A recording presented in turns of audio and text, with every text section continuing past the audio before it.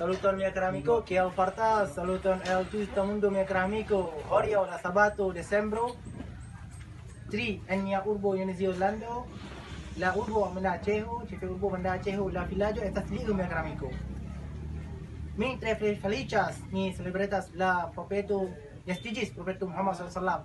Multaj da popoloj venas ĉi tie, la manĝas, kaj la pragu la mia Dion Allah Taala kaj mia profeto Muhammad sallallahu.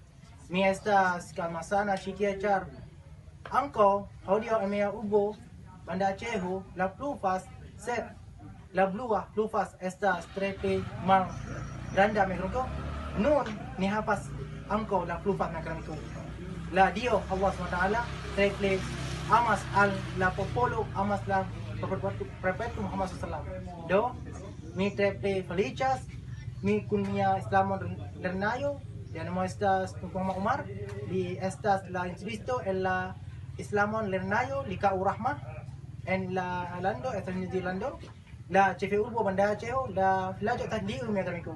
Do dankon por vidi mia filmon keso, ne forgesas.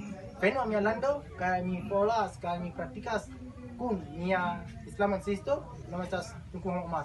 Dankon por vidi mia filmon mereko. Ĝis la revido. Ĝis.